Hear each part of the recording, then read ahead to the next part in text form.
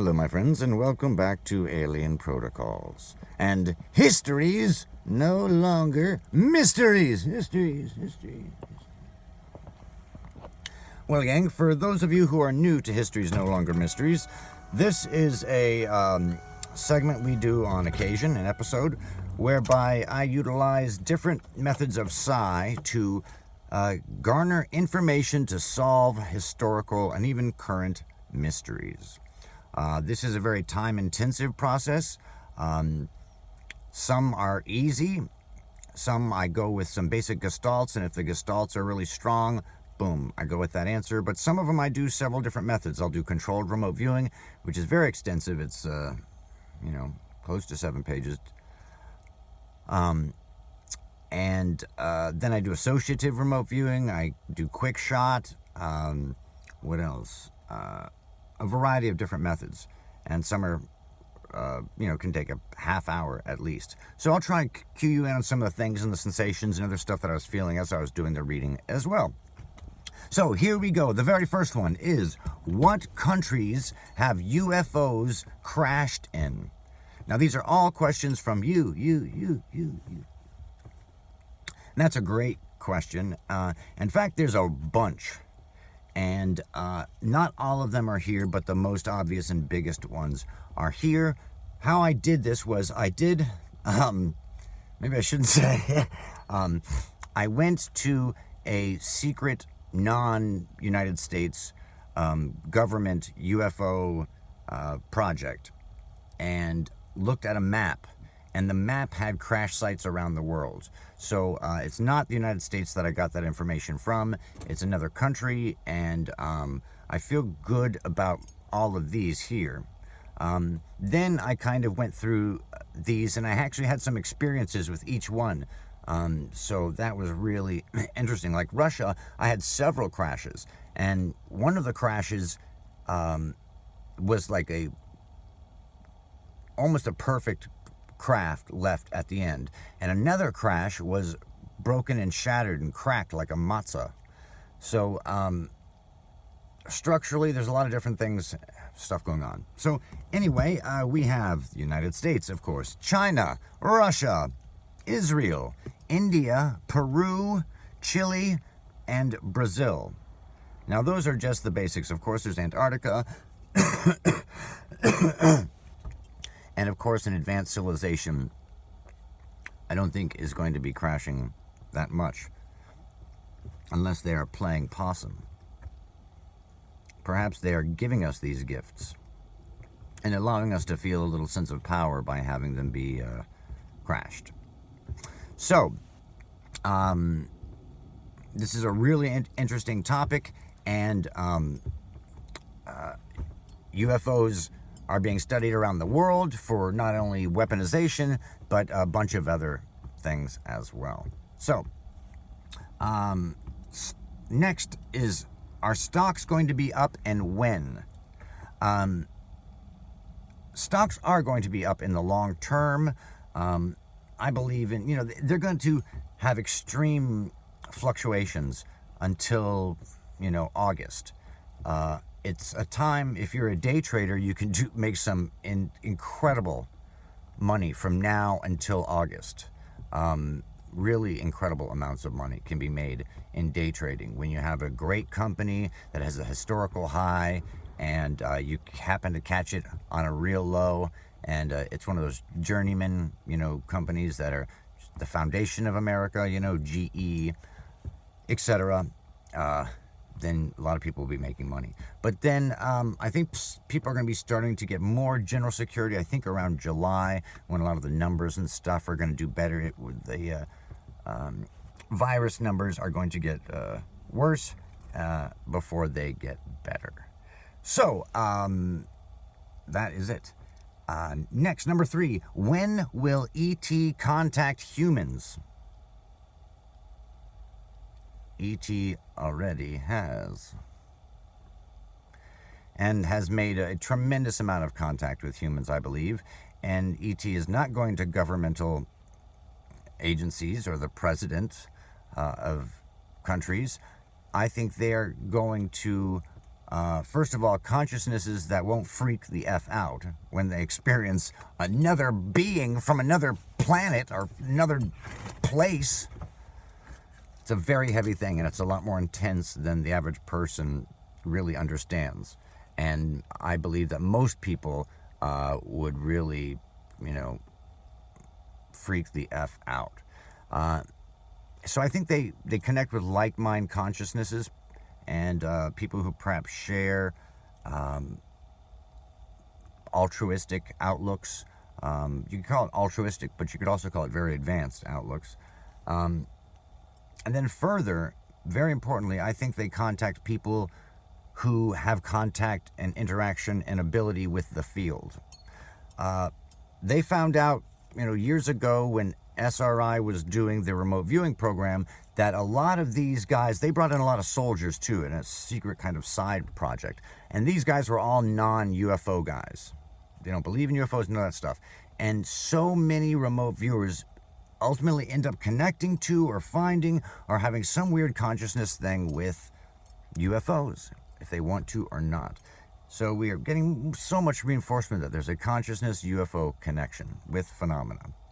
The UFOs and the phenomena reflect the observer. It mimics the observer. It follows them home, and it can be precognitive. All these things with the UFOs and phenomena, both the same. And remote viewers, we all can share this field, this thing that we're all connecting to there. So that's when will ET contact humans, and I have had two, multiple experiences, but two different things. Well, maybe three. Maybe three. Okay, where did COVID-19 come from? This one is going to disappoint the conspiracy lovers. This is from ducks. No, it is not from bats. It is from the jungles of China there. They smuggle in these animals, and it originally was with ducks, but it migrated through animals to this weird bat thing. So it's not man-made. It's not man-made. Mars and the moon has either ever had aliens. Yes, they have. I did some astros on this, and I did a control remote viewing on this. The control remote viewing on the moon was really weird, because the interesting thing is I did several different targets, and I didn't know when it would pop in, and so I thought I might be able to get more organic information. And I got a factory, a real basic factory, and it had a bunch of lights, like stadium lights almost, and it had like a hangar type shape, where it was like a giant hangar going a long distance, and thought it was incredibly fascinating, and I wondered if it had an underground component, and I did find an underground component. But another fascinating aspect to it was there's a very heavy door, and so in this underground complex, there's another section that I don't know how the F they deal with it. It's literally, imagine a tunnel going to a wall, and then 10 feet more, the tunnel continues. Well, this was like that, but it was another room, just a square room. So somehow they were able to get through that wall. It wasn't built afterwards. It was part of the whole, stone, whatever it is. So I don't understand. It could be teleportation or something I don't understand yet, or a sneaky other way. So that was the moon. And the moon, I believe, has had multiple different types of occupation for short periods and things like that. Mars. Mars did have life, just like Earth. It had, as you guys should know, an atmosphere. It had an ocean. And these things lasted for billions of years. It was very prime conditions for life. And we believe even Venus could have had prime conditions for life. And as time progresses, the natural evolution of planets is, as they're closer to the sun, they start to lose their magnetospheres. Then once they lose their magnetosphere, the solar wind strips their oceans. And that's what happened to Mars. Once they lost their atmosphere and their solar protection, it was part of that is the atmosphere itself, but the other part of that is the magnetosphere. Very, very crucial. You lose the magnetosphere, you lose all of that. You lose everything. And that's what happened with Mars. Mars did have advanced intelligent species living on it for quite a long time. So that I find, kaboom, very, very fascinating. But that is hundreds of thousands of years ago. So, which is a blink of the eye in space, but for us, very, very long. This is an associated one. Are tardigrades from Mars. Tardigrades are these tiny little bugs you can find in a microscope. The cool, fun thing to do is go hunting for them. You can pull off algae and lichen off of trees. You search, search, search, then suddenly one day you'll see it's this little six-legged thing they call a water bear. And it's the cutest thing you'll ever see in a microscope. And the most amazing thing about them is they're the most durable and toughest creature on Earth. They can survive in zero gravity. They can survive the radiation of space. They can survive going below freezing. They can survive boiling. They can survive so many things that they can survive all the conditions of space. Now, you have to ask yourself, every creature on Earth has abilities, and even its shape is due to evolutionary requirements. They had to have them. Why does the tardigrade have to be able to live in space? Sure, you could put a couple of conditions together and say, oh, it was under high pressure under the Earth, and it's not enough. You have to have all those things. So I believe that they are from Mars. And not only that, I did a astral projection on them. And I saw lots of different little types of creatures. I'd like to draw more than that. I drew like 5 of them that I could remember. And these creatures were living during a huge impact on Mars. And I believe that's where we got our tardigrades from. And maybe some of our other species. So that impact was really a cool experience.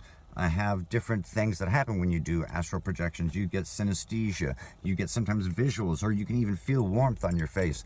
And that one I felt when the strike happened, I felt a warmth on my face from like the heat and the glow and everything. And I could hear the sound and the rumbling of the stone and the explosion. Very cool stuff. So next, will nukes ever be used?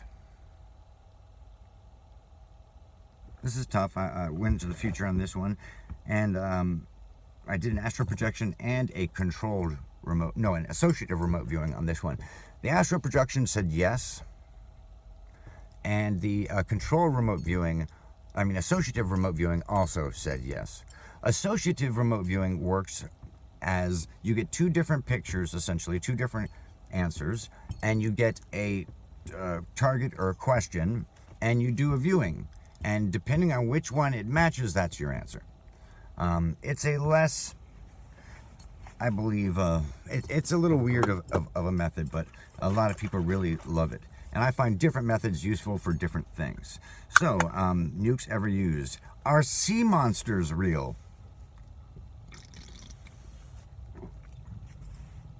Yes. When I first asked myself this question, and I lied down, this was before bed. I wanted to do a few before bed one night. And I saw this giant, fleshy thing moving through the dark water. And then a gigantic eyeball, and of course it was a giant squid. Super giant. We really don't know how huge these squid can get.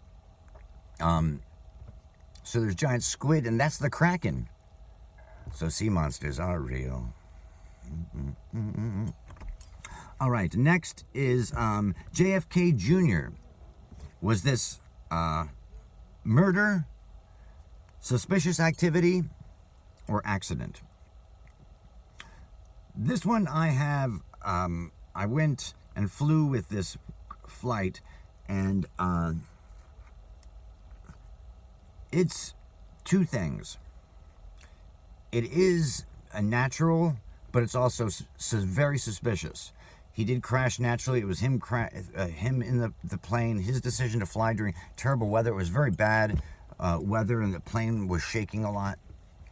But it made no sense for him as an experienced pilot to travel during that time. So something might have, forced him to go. I felt a sense of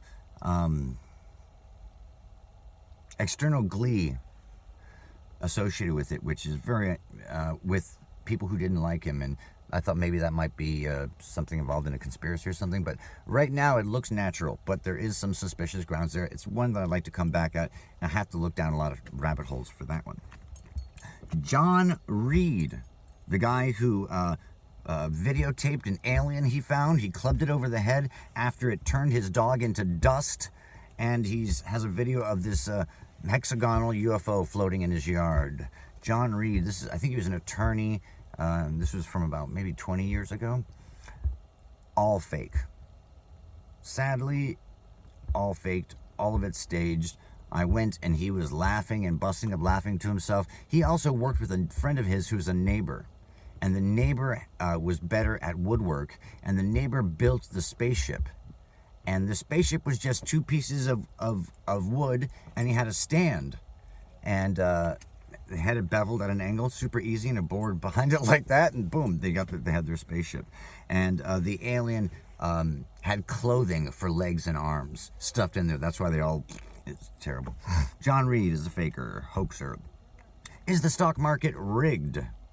I'll go back to that. So I saw him drinking and laughing and da-da-da. And they couldn't stop. They wanted to keep doing these jokes and stuff. So he might have been involved in another hoax for someone else. I have this strong vibe of him working with that neighbor and someone else to help them with their hoax. Is the stock market rigged? This was weird. I had to do this one as a series of gestalts because the nature of the question. And I got rigged, but these are things that are pretty understandable. Like there are some companies that have tremendous amounts of money that can pay for these supercomputers that make buys incredibly fast, faster than any human can, and can sell faster than any human can when the conditions are just right. So they can do super fast trades, rendering really anyone else trading or trying to trade handicapped massively. So the stock market is rigged, and that's just one of the ways it's rigged. Hayat Boumediene. She is a wanted terrorist who is part of the Paris event, and they believe that she escaped, and she did escape. I followed her. She left France. She went to Turkey. Then from Turkey, she went to Syria. Then from Syria, she stayed in Syria for a while. She went to Pakistan. So she's now outside Lahore, Pakistan, and one of the suburbs. She's greatly admired by some of the more radical groups. So that's Hayat Boumediene. And I think I could even find her general location. And then finally, this one I love. The questioner must know that I know the answer to this one. This is, can consciousness change reality? And this one I didn't need to use any of the skills. This is just a question to answer. And yes, of course it can change reality. The question is how much? And this is a real major question, because science is finding out that our universe, our world, essentially locks into place when it's observed for the first time. So, and this is true all the way down to the subatomic particles. When it's measured or observed for the first time, quantum collapses into, boom, this is what it is. And you can keep coming back a million times, and that's what it is. And our universe, wonderfully, is co-created by all of our consciousnesses. We create the reality we want to live in, collectively. And that's pretty freaking cool. But even more cool is that I've been involved in tons of experiments where the mind can physically affect matter. We know from the tons of studies, 150 years of DICE studies, I always say, from the CIA papers, you can see in the CIA's own reading room about the Chinese and Russian psychics. Russia has 5 buildings dedicated to development of these abilities, to training, and then to going operational with psychics.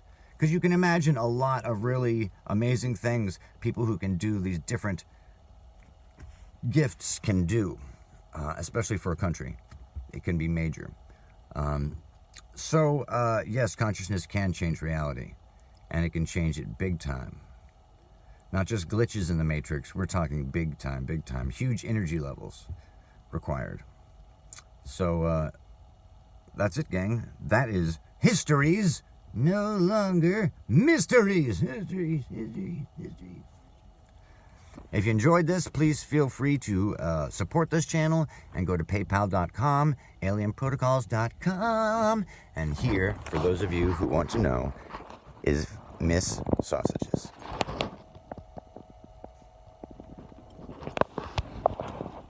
She's sleeping.